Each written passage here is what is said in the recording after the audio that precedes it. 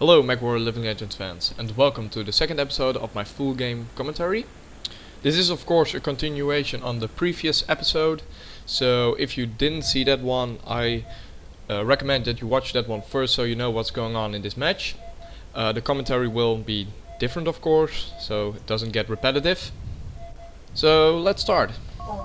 As you can see, I'm still in the same hovercraft as last time with the two Clan ER medium beam lasers and the one ETM6, and I'm trying to get some more money, so I kept this base, and I shouldn't have done this because a big lesson: learn to listen to your intuition, because when you think you're gonna die, you most likely are going to die, and I thought I was going to die when I got to this base, and of course I died. So when you do something you're going to die, don't do it, because most of the time your intuition is right, and dying is not worth it, because you want to get as much money as you can to buy one Big Mac, and when you've got one Big Mac you're probably settled for the rest of the match, because you can make a lot of money with one Big Mac. Last episode I talked about a change that you can only take your BA machine gun into a mech, no lasers anymore, and I'm coming up to a part where that really makes a big difference, because they changed the machine gun and it does do damage against the mech now, or it already did damage but you couldn't really notice it and you didn't get any money from it. Well, now I'm coming up to a part where I survived about 2 minutes against this mech in BA, and this is the first time that happened. Normally you get killed pretty fast, but this time that doesn't happen. So I'm convinced that when I would have got a small beam laser, I probably would have done a lot more damage and perhaps taken his arm off or even done more. I really don't have any experience with small beam laser as BA weapon, but I know it does more damage than the machine gun. It's just 1 damage per shot, I think. But yeah, that change does impact the game in some specific situations more than I would have thought. I also have a tip. The missiles he's firing are the ETM missiles, the Advanced Tactical Missiles, and they have a minimum range, and that means that within that range they bounce, and I don't know if an unarmed missile can kill BA, but at least it doesn't do any explosive damage, and I don't think it actually does damage to a BA. So if I can give a tip, don't fire them within their minimal arming range, because that's just a waste of ammo. I actually find it pretty funny how long I survived against the mech and the hovercraft that's joined in now that does actually have SRM missiles.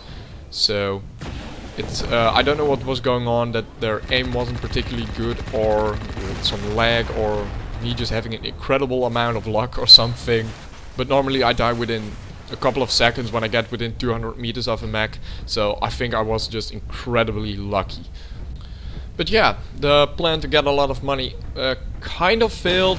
I got 80k, but I wanted to get a bigger mech, so I actually bought the Chimera A variant. It's one of the new mechs and I absolutely love it for long range engagements. It has a PPC, 1 LRM 15 and 2 medium beam lasers, and it's very maneuverable and very fast. And normally I say armor over speed, but this is one of the exceptions because it's a long range mech, so you want to be quick, you don't want to get caught up close, so getting out of close range situations is vital for being able to survive.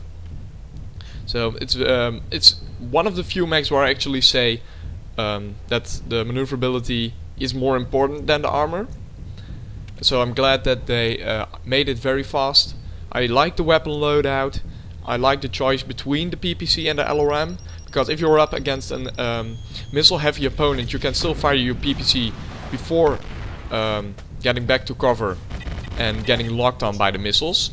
That's a positive thing, but it isn't really good in countering other long range mechs, because they usually have a better long range loadout, more firepower or more armor. So it's not very good at countering long range, which is a problem on this map, because pretty much everything is long range, LRM missiles, ER PPC, Gauss rifles, everything. So it's a problem, and I actually regret the decisions of taking it, because it cost me a lot of money. I had 80k, but I didn't get back to the 80k mark. and it was a wrong decision.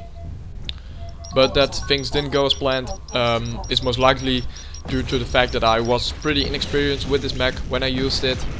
So it might be very good at taking out long range capable targets, but I just didn't have the experience to do that. This is actually a perfect example of my inexperience, because I get into a close range scenario and I'm used to long range assault mechs.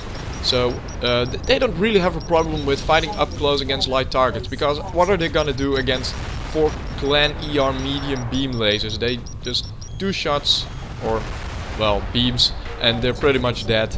So it's not really a problem, but this is a medium mech. It dies quickly.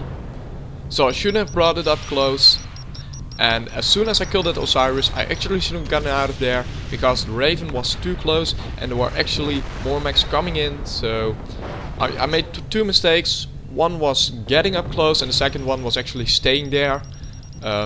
Don't do that with long range mechs, and also don't do what Osiris did, and that is get back into your mech after you eject, because you're a one shot. 1 PPC to the head and you're done. I actually headshot two mechs with this, with the PPC.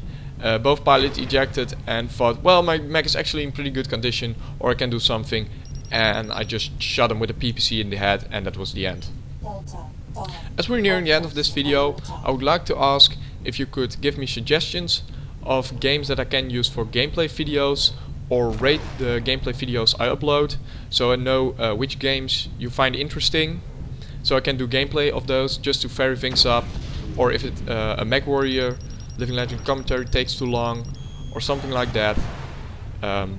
So it won't interfere with the commentary videos, it's just so I upload videos more frequent and as a bit of a variation. Thanks for watching, hope to see you next time.